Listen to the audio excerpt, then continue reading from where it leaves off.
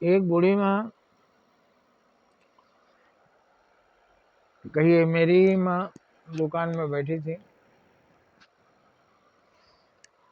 लड़के आकर अपना बिस्कुट नमकीन चॉकलेट लेते थे, कापी किताब भी लेते थे, वो देती थी। एक लड़का आया और बोला, चाची मेरे को 11 रुपया, बहुत दिन की बात है, 11 रुपया चाहिए, मेरा नाम कट गया, घर से फीस मिला था लेकिन हम खा लिए थे कि बाद में दे देंगे। अब मेरा स्कूल से नाम काट दिए हैं और बोले अपने पिताजी को लेके आओ, अगर पैसा नहीं लाया तो तुम्हें स्कूल में दाखिला नहीं मिलेगा, स्कूल से निकाल दिए जाओगे। अब वो पैसा हम खा लिए हैं, घर में भी मार पड़ेगी, हमको दे दीजिए, हम जमा कर दें, मेरा नाम बच जाए, फिर हम घर से ला के चावल गेहूँ बेच कर दे देंगे। माँ के मन में क्या आया, उन्होंने कहा कितना चाहिए बेटा, 11 रुपया। 11 रुपया उन्होंने दे दिया, वो लड़का चला गया। हमने पूछा, माँ उसको 11 रुपया दिए, उस लड़के का क्या नाम है जानती हो? नाम हमको नहीं मालूम। किस क्लास में पढ़ता है जानती हो? वो नहीं हमको मालूम। तो तुम्हारा पैसा गया, बेवकूफ़ बना के ले गया। ठीक है बाबू, बेवकूफ़ बना के ले गया, हम तुम्हारे जितना पढ़े लिखे तो नहीं है,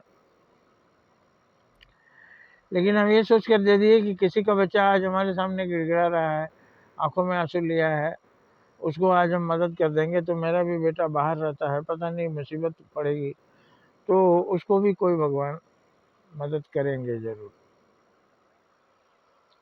मुझे ऐसा झटका लगा, मैं कहा अच्छा कोई बात नहीं, और मैं सोचने लगा कि माँ के पुण्य से ही शायद मैं बचा था।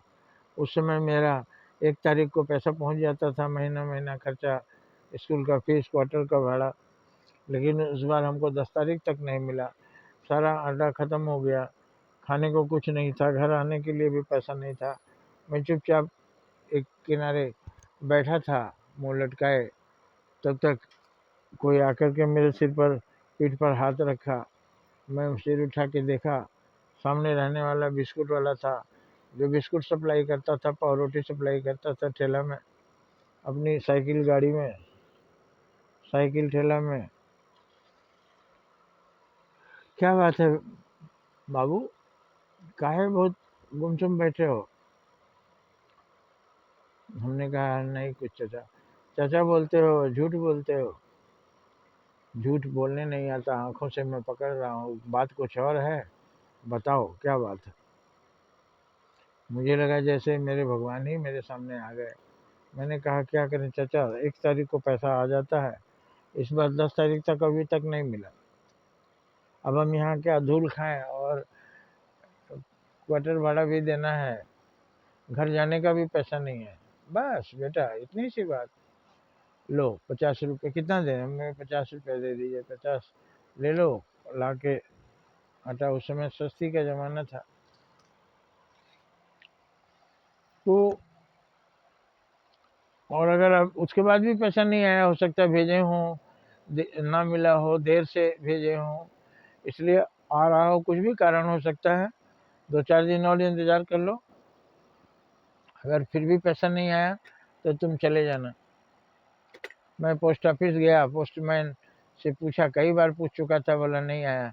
हमने कहा कि पैसा आया है और आप नहीं बता रहे हैं, देख लीजिए, मैं कंप्लेंट करने जा रहा हूँ।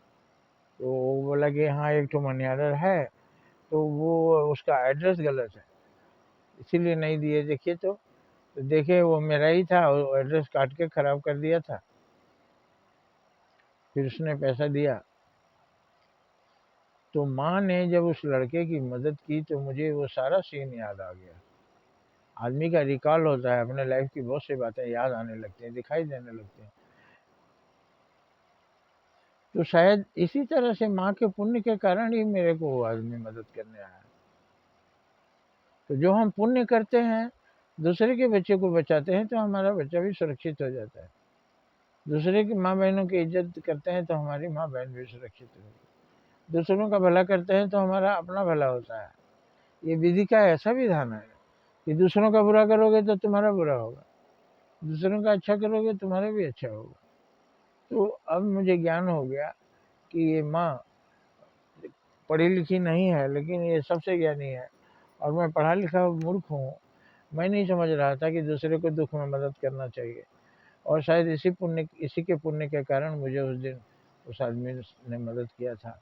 मदद करते रहिए, मदद करते रहिए, दूसरे के बच्चों को बचाएंगे, आपके बच्चे बच जाएंगे। दूसरे का हित करेंगे, आपका हित होगा।